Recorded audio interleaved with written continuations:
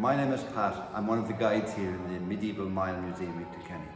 One of my favourite artefacts is a piece of paper. This piece of paper. This is a contract from 1712 and it's signed by John Garrett, who was the mayor of Kilkenny. They believed at the time it was a good thing for wealthy people in a wealthy town like Kilkenny to give money to beggars. But from a beggar's point of view, this means Kilkenny is a great place to come. So to limit so that they could have some that they could give, but not so many that it became a problem, they employed a man called Lot Tarraway. And this is Lot Tarraway's contract. And Lot Tarraway has the job of being a whips beggar. His job of driving strange or unfamiliar beggars out of the town. And for this, Lot was paid 12 shillings and sixpence for this work. According to this order, the amount represented a quarter of the position's annual salary. So this is Lot's job contract, to beat beggars out of Kilkenny, so that only some remained, enough for the charitable to give and not enough to swamp the system.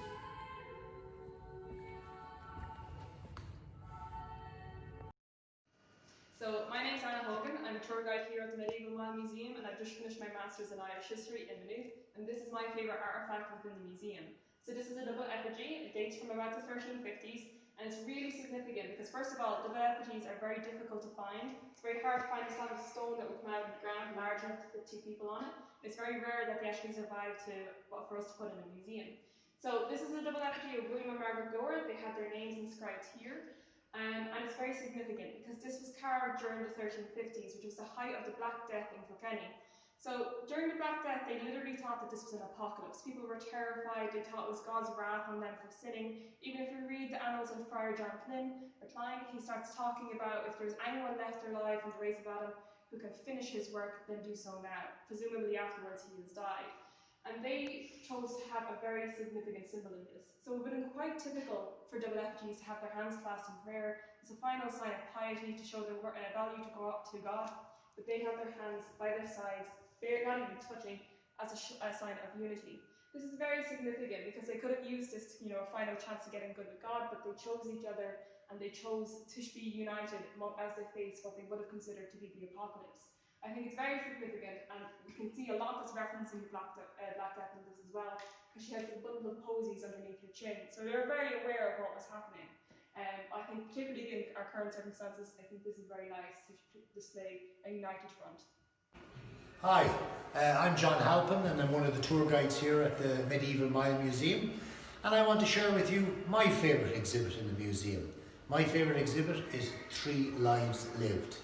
Now, the story here is a simple one. About 3 years ago, 4 nearly now I guess, they were bringing a new electricity supply into the building here for our new museum.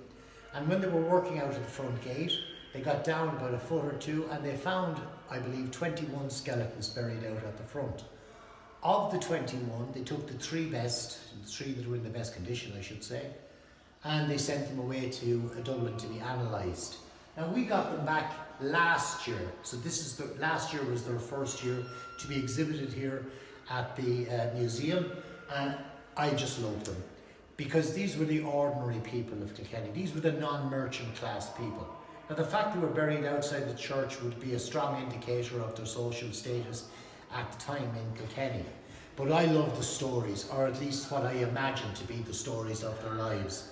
The story of the 45-year-old woman who, at 45 years of age, at that time, would be the equivalent of us getting up to about 120 today.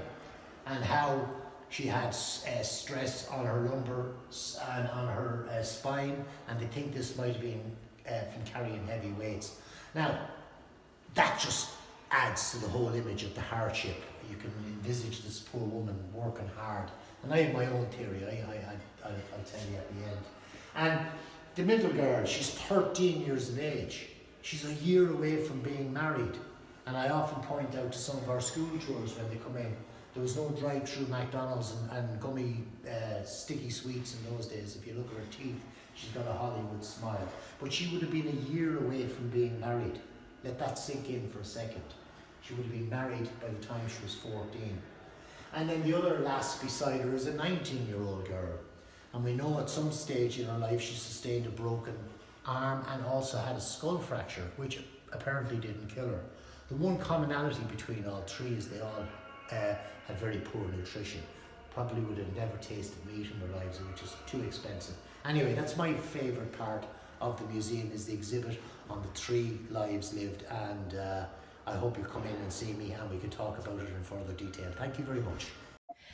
Hi there and welcome to the Medieval Mile Museum. My name is Sharon and I'm standing here today in the Kilkenny Room, and the Kilkenny Room houses all the civic artefacts that go way back to the medieval period. It's an amazing room, and I'm going to look at one particular item in the Kilkenny Room today, and that's this little area right here. And in behind this box, you can't really see it that well because of the light shining, but if you are in here you will be able to read it.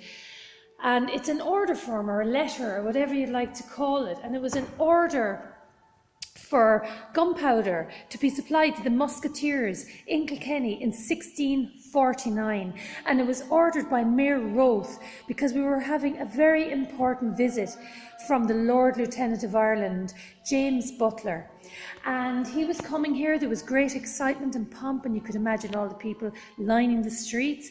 But what did they need with the gunpowder, we ask? We don't really know exactly what they needed with the gunpowder, so our imaginations can run wild. I'd imagine maybe the musketeers were going to fire shots into the air while he arrived in, a celebration, or maybe it was for his protection, because shortly after he took part in trying to stop Cromwell from invading Ireland. And unfortunately it didn't go too well, and he had to flee near the end of that year to France to escape, to save his own life. I do hope you like that little story. There's lots more to see, and I'll talk to you soon.